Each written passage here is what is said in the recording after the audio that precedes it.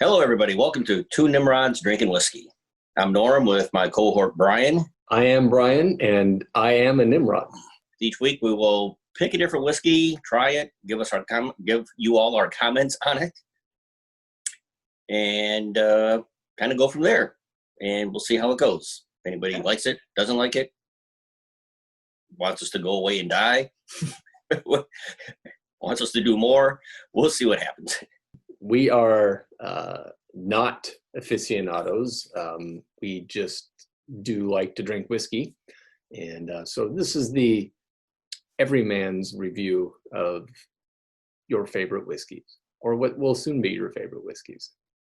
Yes, our reviews probably will not wax poetic of, it tastes like a cracked walnut on a fresh spring day as the sun comes over the horizon.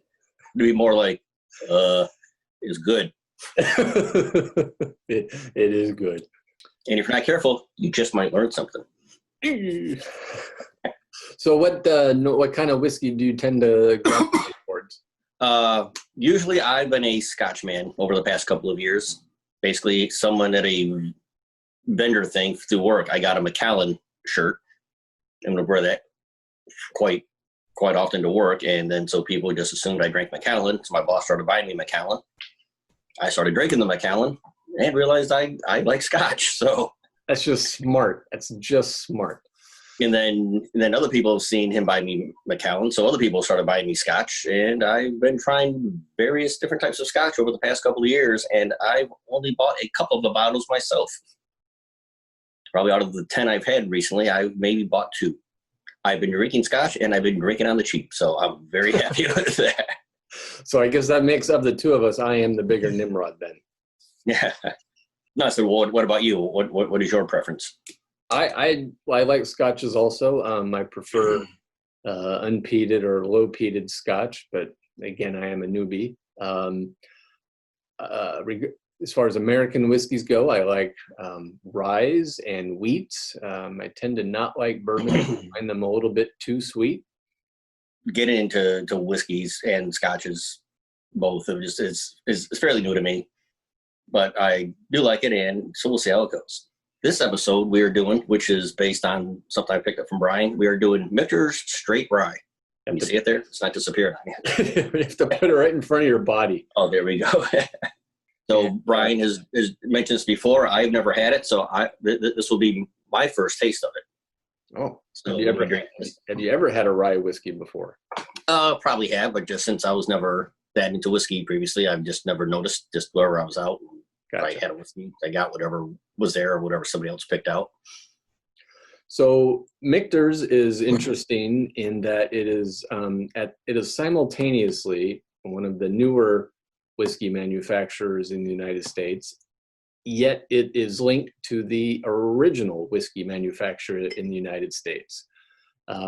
So going all the way back to 1753, there was a company called Schenker's that made rye whiskey that apparently George Washington bought from for his men at Valley Forge. And through various loosely related events, the current Michter's company is related to that original whiskey manufacturer.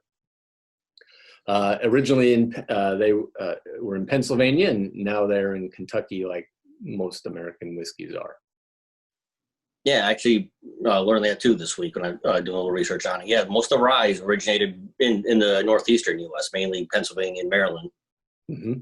And then a lot of those died off after Prohibition. When they kind of resurfaced, it was mainly Kentucky. Yeah. Probably because they play loose with the rules down there. They were the first. They were the first to bootleg and make underground moonshine, most likely, allegedly. Allegedly. Well, for what I read, yeah, the Michters actually started in the 50s, though, the 1950s. Okay. Itself, the actual Michter's brand, but they were on the same site as that distillery that dated back to 1753. So that's their link back. And then when they finally closed in Pennsylvania, that's when they moved to Louisville, Kentucky. They're actually right across from the Bat Factory. Wow. To be considered a rye, it's 51% rye grain. At least. At least, yes, at least 51%, and aged for at least 2 years in a new charred oak barrel. And I believe that the Michter's rye is straight rye. Therefore, the mash bill is 100% rye. None of that corn or rice crap in it. Yeah, not mixed with any other type of whiskey blend. So, right. See, people are learning stuff if they're not if they're not if anybody's actually watching this, they've learned something. Careful with that knowledge out there. All right. Well, I'm tired of looking at this bottle. I'm ready to put some in my glass. Okay. Brand new, opened up. Ooh, listen to that sound. Now, how are you going to take yours? Orally. Neat. On ice. I've heard crazy things about what the kids do these days with their alcohol. I'm making it clear. I prefer my alcohol intake the old-fashioned way. Right. I'm doing on the rock. Oh, very nice. You've got the fancy rock. Yes, since I just got one big cube. I have just the regular out of the refrigerator cube. Let me do one quick palate cleanse again.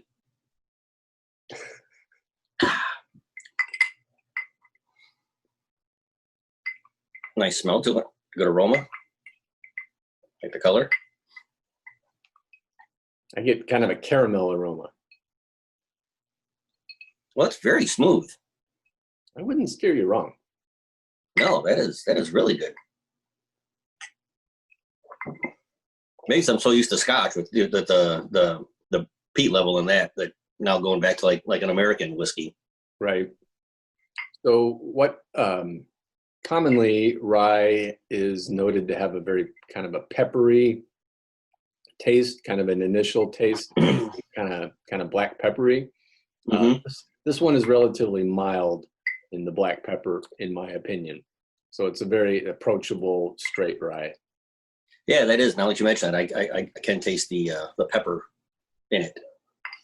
The red ryes tend to be kind of spicy and a spicy and or fruity on the flavor.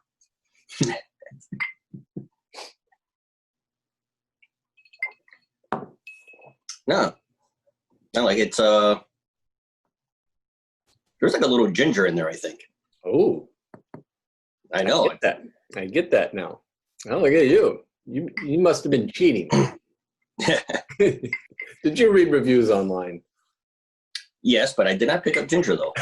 No, I did not see ginger on the review either, but I get that. I did see ginger at the Peekaboo Lounge last night though. Was she with Amber?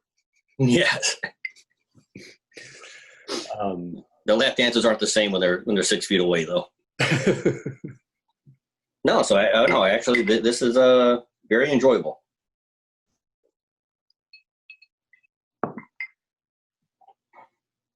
Trying to think about anything. Well, obviously you can taste the oak in it since it's in a charred oak barrel.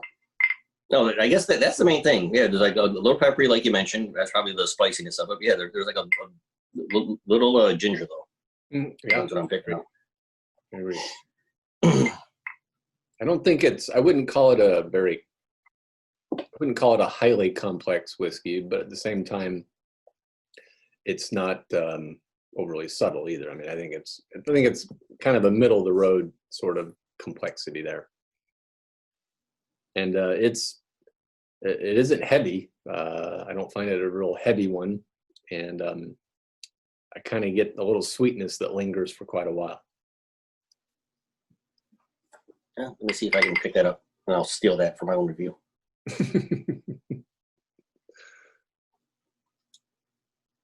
Yeah, like on the finish, there's like a little sweetness there, isn't it? Well, I'm gonna do this on you. I actually found, I think someone we had some people over, and I think someone left this here. I gotta start having your boss and your people over to my house. Oh, the good thing about when you host parties, people leave their alcohol behind. But yeah, so this is Nobody ever brings bottles and leaves whiskey behind. So I'm gonna taste this and see what it tastes like compared to the Michters. Very good. Now we're doing A darker. We're doing a deep dive into the rye. Yes, this is a two Nimrods first, two whiskeys. One Nimrod, two whiskeys.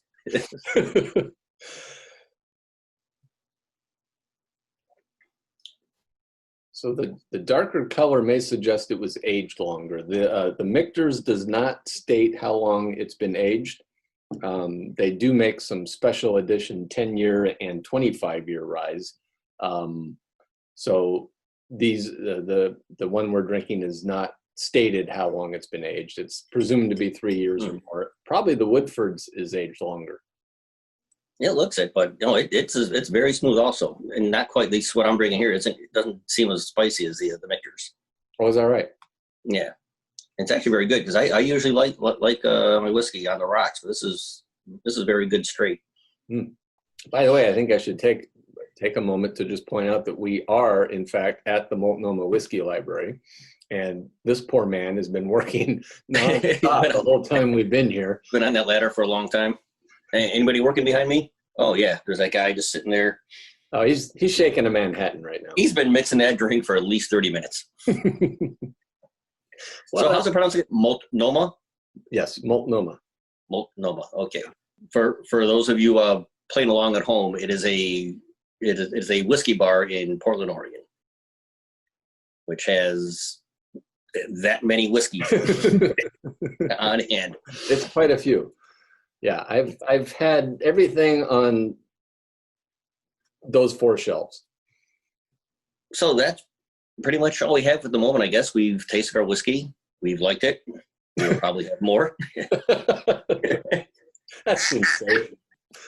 Maybe as our fan base expands worldwide, people will send us samples of what we should try. You know what? They really should, because we will give fabulous insight into whatever sample they send us. I think that's just some excellent programming thoughts right there. Should we pass out your address first so we see what type of packages we get before? If you want to share your package with me, why don't you start by instant messaging me first, and then we'll see if I give you my address. Do we have a fancy sign-off to edit in here? May your bottoms be up, may your worries be down. Okay. #TM.